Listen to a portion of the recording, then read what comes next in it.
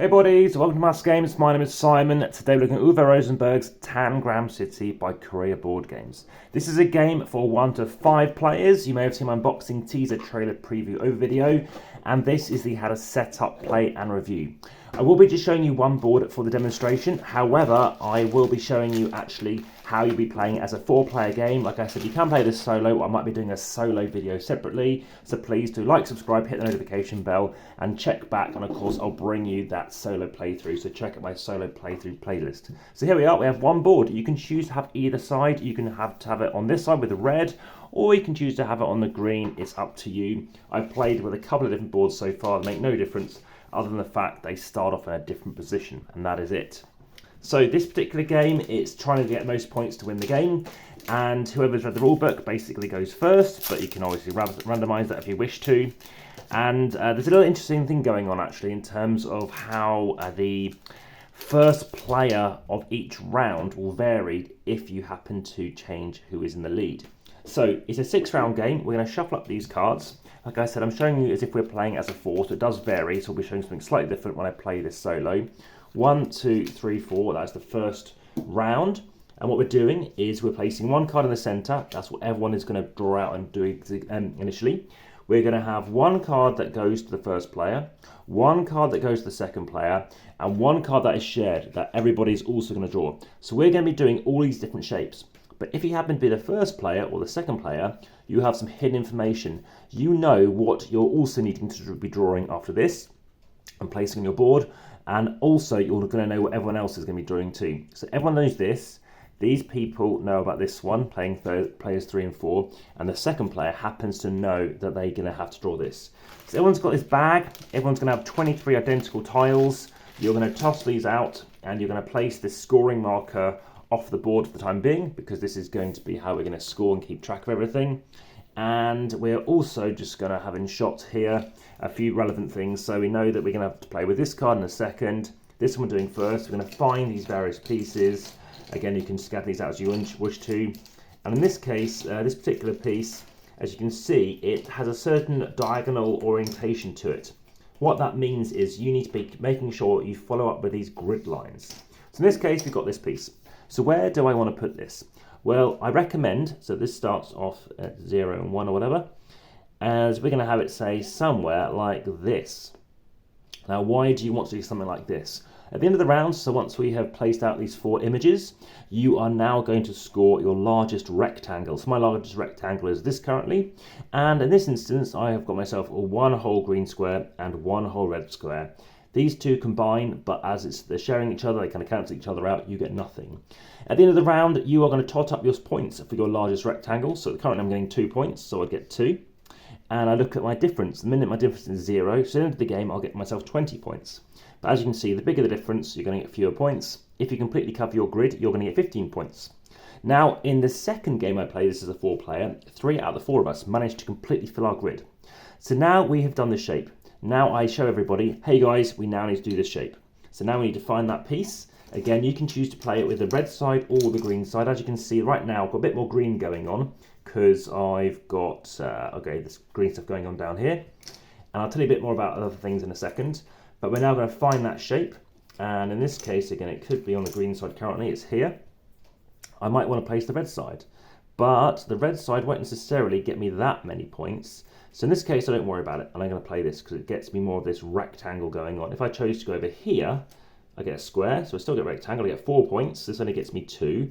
I don't know what else is coming up, but I do know this card is coming up, the shared card. So yeah, for now, let's go with this. So we're going to go over here. So now we've got ourselves a total of 4. We're going to get ourselves 4 points in the round currently. A bit more red, but we'll adjust it in a second. And I have no idea what this is. So player 2 is going to reveal this, and we now need to do that shape now as well. So we're going to find that piece in our thing. And in this case, currently I've got 2 red squares and 1 green square. So I probably want a bit more green. As you can see, you can rotate whatever you want. You can never overlap another tile. You can't go off the board. You can't have something misaligned. Let's do this, which is only still going to give us 4 points. That's the trouble. I could go here. It's not making any difference. I could go here, which gives us 6 points. But that's a bit too much red for me, even though that would make better. So I'm going to go with this. I don't mind if I get loads of red or whatever it might be. So over here, it's currently with 6 points. And now we do the shared one, which is a rather horrid looking shape. Now you don't always have to play these particular shapes. It's not something that is compulsory. But for now, I'm just going to place this out here, or maybe go here, because, again, I've got another green going on. So that finishes the round. So now we are finally going to place out one of these fountain tiles. There are 6 of them for each of the rounds because there are 23 of these cards. 5 rounds, we're playing out 4 of these cards, and then you're going to play us out one of these. The final round, 3 cards can be revealed at the end, and then you can play however you wish to play them out. So in this case, and then you're going to place your last one out. I'm going to place this out. So we've got the best shape going on here is this. So I kind of want to do this because it fills in and gets me 8 points. So I get 8 points at the end of my first round. Everyone else does the same. And what else do we have going on here? Well, we now look at green. So I've got 1, 2, 3, because fountains do count as a wild, but not if it's red and green. So 1, 2, 3, 4. So I get 4 for green currently. Again, it's only the end of the game that it really counts. And red, we've only got 2. So the minute we're out and we're going to get ourselves 10 points, but we haven't got ourselves 20 points. So I managed to get 20 points the first game, but didn't do as well. I only managed to get 5 points in the second game. So that's how it works. We get rid of these 4 cards. We go again. Now, whoever was in the lead takes this, and they get a secret card face down. The second player also gets a secret card face down, playing as a 4. It's slightly different with all different players. And again, players 3 and 4 are going to share a card. So first up, we've got a card in the centre. So everyone's going to do this first. A card that everyone's going to be doing last.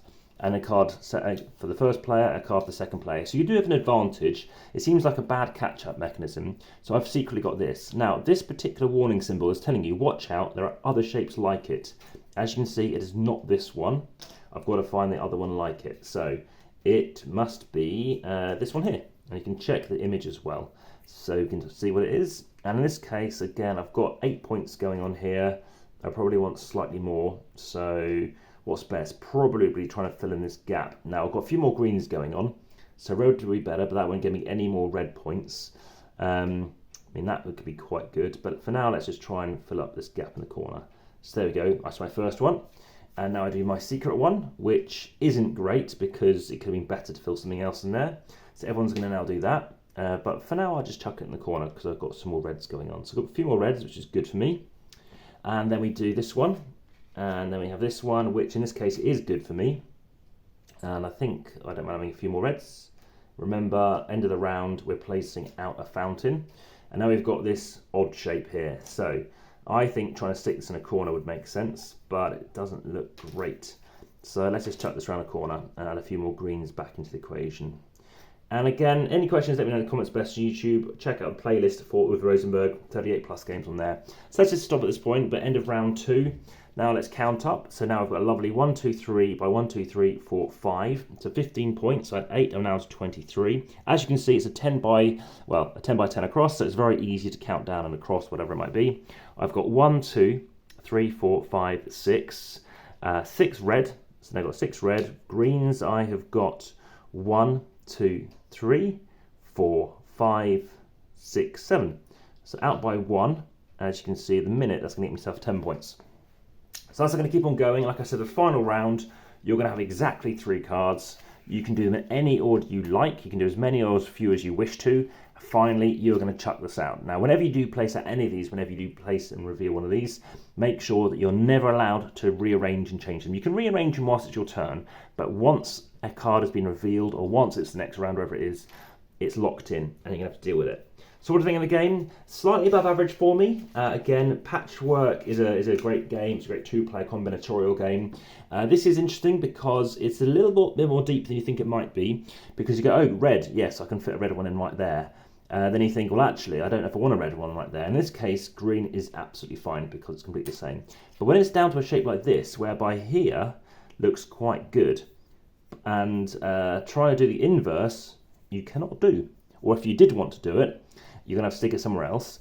But it's all coming down to the fact of, well, actually, do you want to do it? Because do you want more green? Because you get 20 points if you get it all the same. So it's very interesting how, trying to get something into a corner looks good, but realistically, if you wanted to get something in really effectively, then that's the trouble. Here's a good example. Here, I can help my green out, but I cannot flip it over and do the same for red. because it literally only works that way. That is the most interesting part of the game. It's quite fascinating. Again, double-sided boards, I've tried out both sides. It makes no difference. It's just whether or not some people find, like, the person with red didn't do well because they thought this was quite a big edge, whereas the other ones are a bit more in the centre. I don't know if that was just them or something else. Cards are fine. Again, check out my sleeving playlist as well. Of course, it's handy to know that if it's sleeved, you're not going to know what's going to come up. And yeah, interesting game, clacky kind of pieces. Kind of rating, close to a 7 out of 10. I know the average rating for this currently is 6.8 online, my average rating being a 6.4 presently. So yeah, nice boards, nice variation. Again, look forward to trying out solo. There's no difference, it's just all to do with how you choose to chuck out these specific cards. Again, depending on player counts, you're going to have a different amount of hidden information. Without that hidden information, I don't think the game would be very interesting, because obviously everybody will know the same thing and everyone is playing the same game. But the fact that you know something that's coming up, something that everybody knows, and of course something whereby two people are planning based on some secret information, it makes the game a little bit more interesting. However, I'm really surprised how it was decided that those who are in the lead get the bonus of course, of having that secret card. However, to go in the lead, you of course need to be filling in your grid, and you might have to make some sacrifices, and making a sacrifice is a part of the game it seems to be. So I might rush ahead and try and get a 5x5 grid, really sacrificing other space, which means it might be impossible for me to place other pieces down. And yeah, that's an interesting thing. Like I said, it's glad that you can chuck away pieces. You can complete this grid without necessarily playing everything, which is good too, because it does give you some flexibility. But everything will be visible. Every card will come up. It just comes down to the order. You might have a nice 2x1 space available, but it might not come out the final round. And of course, that means you're sacrificing getting a good bonus with the rectangle. That's it for now. Back to the table.